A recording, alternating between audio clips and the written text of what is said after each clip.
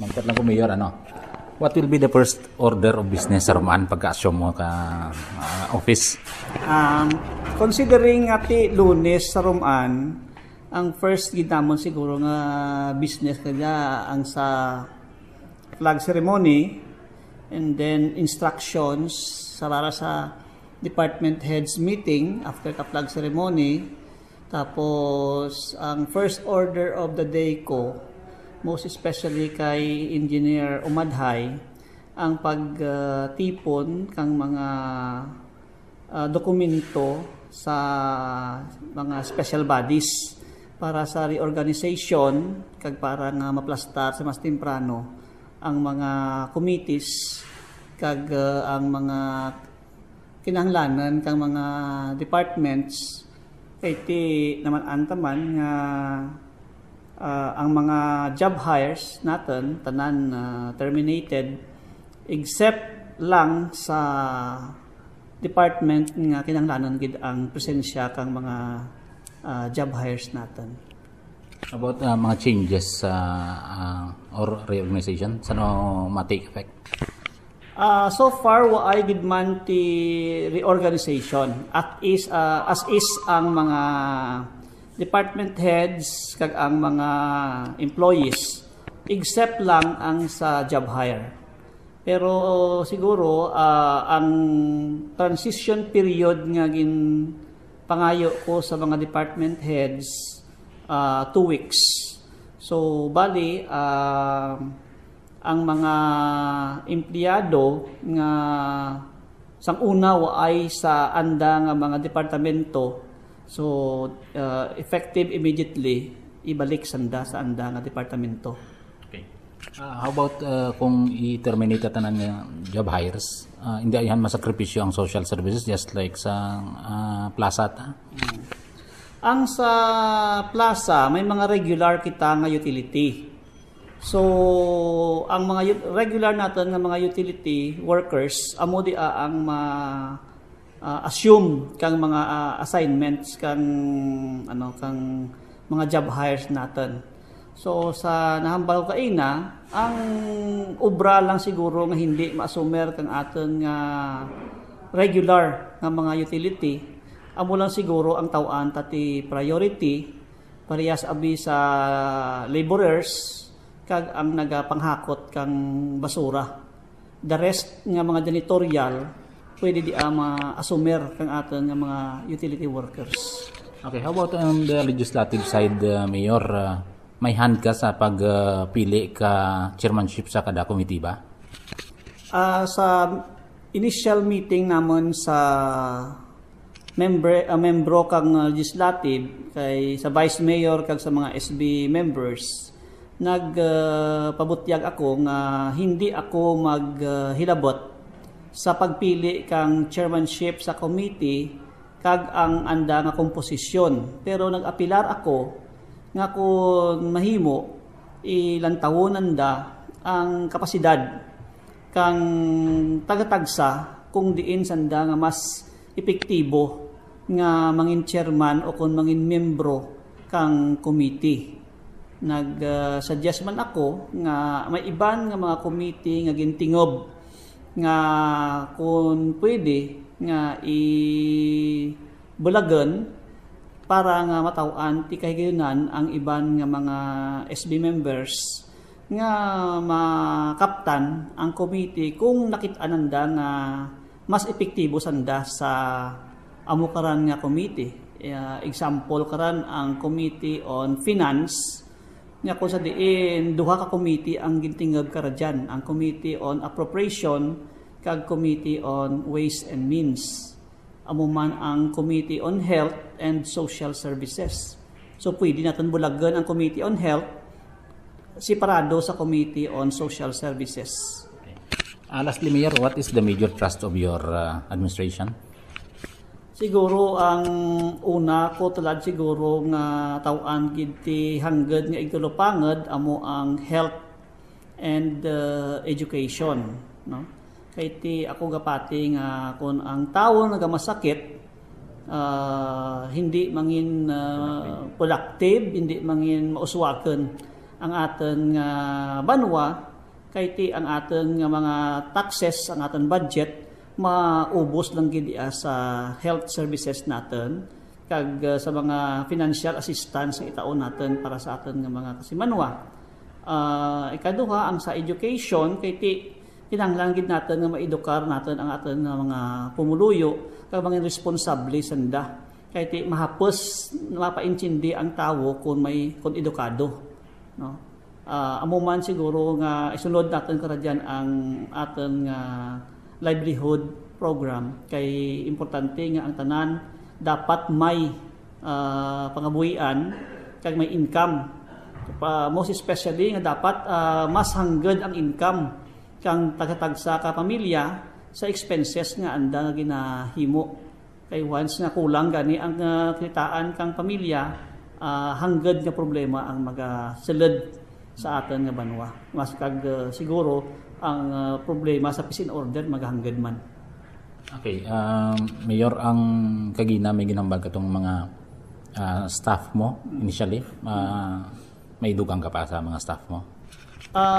Sa staff siguro, may mga iban ako karadyan nga idugang. Tungod nga siyempre ang kada isa kananda karadyan may specific nga job description.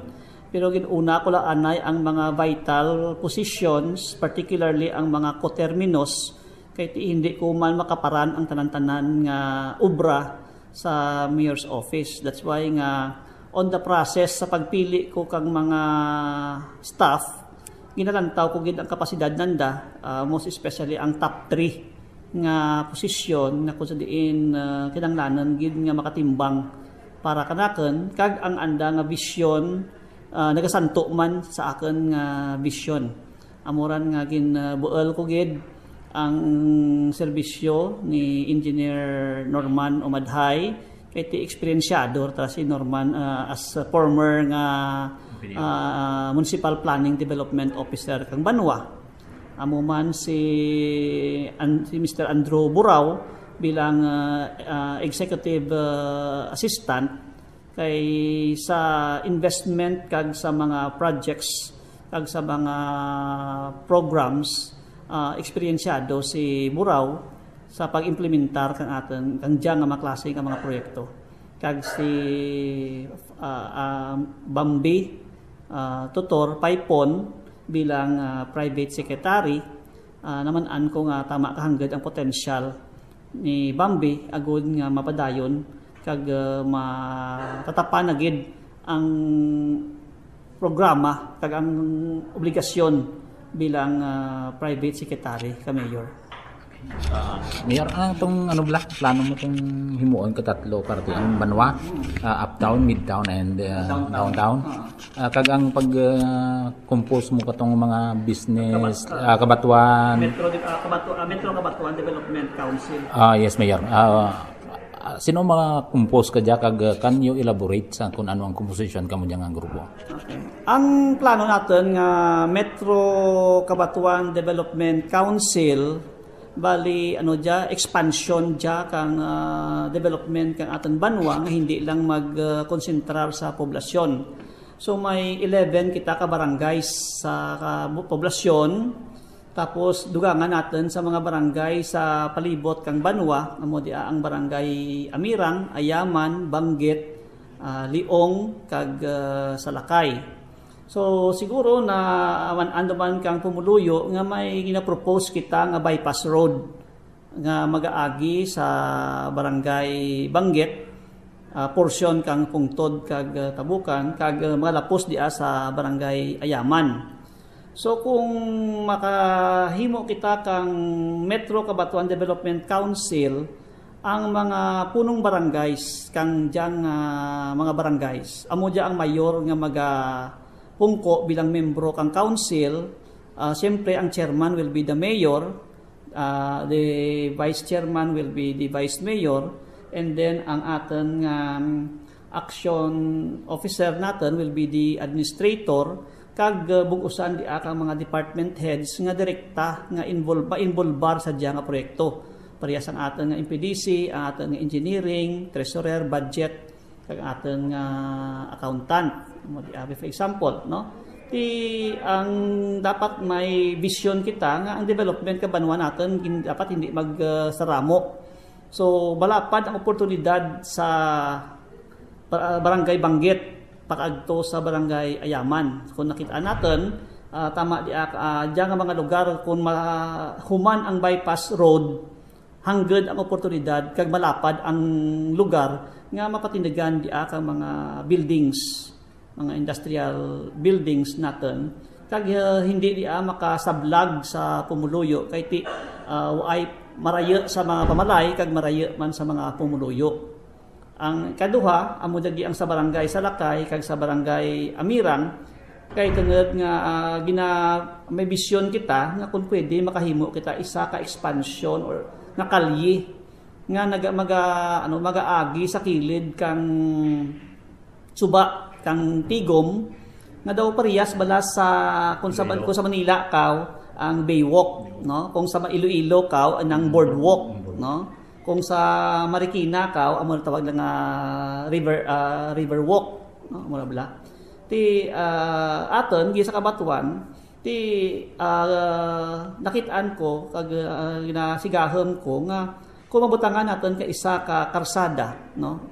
It's either a boulevard or an avenue nga halin giya sa zone 4 paagto giya sa zone 1 nga kung sa diin ang mga lugar nga ay ma-develop sa diya nga area matawan ti oportunidad nga ma-develop. So makahimo kita ecotourism park diyan for example, mga resort, mga inland resort for example, and then ang diyan nga karsada for example kung aga pwede natin mahimo diyan nga jogging area tapos kung makapatinda kita kang kapihan para sa boardwalk for example nga kung sa diin kung gabi pwede maagtunan kang aton nga pumuluyo amuman ang mga tao sa palibot ng ating banwa. So mga local tourists, no, ang aton nga target. Ay man kita ti hanggad gid nga inagpabugal nga lagsen kang mga turista gid nga halin sa ibang nga lugar, sa ibang nga pungsod ti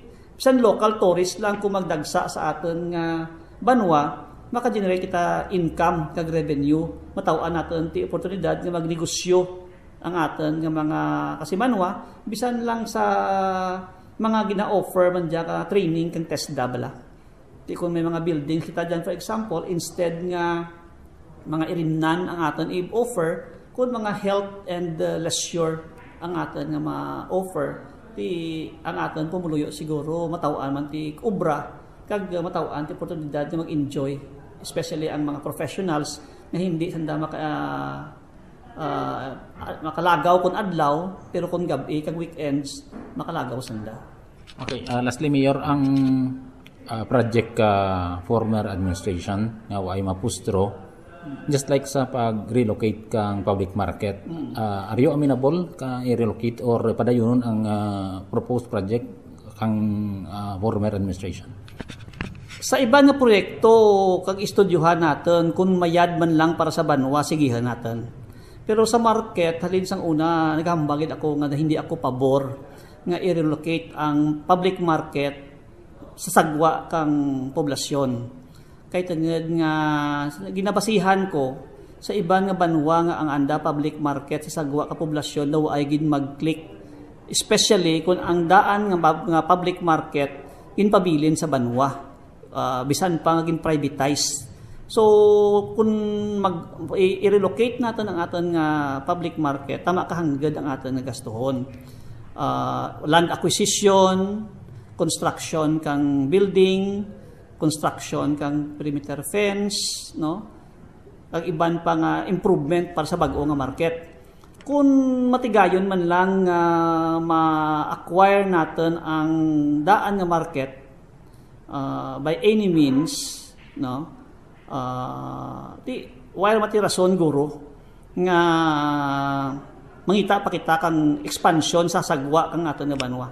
Kung ang problema lugar kay tangad nga IT lugar nga mga maglapad ang aton nga market, may posibilidad man nga magsaka ang market instead nga ang development sideward himuon natin ang development upward Example, pwede kita makahimo 3 stories nga building nga kung sa diin sa akong karaging nga pagpalantaw nga ang ground floor pwede aton mahimo parkingan. Amura ka makasabat siguro ka problema ka parkingan kang aton nga jeepneys, parkingan kang aton nga mga tricycles. Nga kung sa diin makakonsentrate diyan ang tanan-tanan nga parkingan. Ti ang second floor natin kung ma-construct natin diya for example, maka-accommodate diya siguro ka tanan nga wet markets natin nga mga products. Then, ang third floor, nakasiguro, kung maka third floor kita, matupong di siguro sa level sang aton nga upper market. Kung i-expand natin dyan karan ang mga dry goods, siguro, iti problema, guro, ang kalapad, ang area. Ang problema lang natin is ang kwarta, ang budget.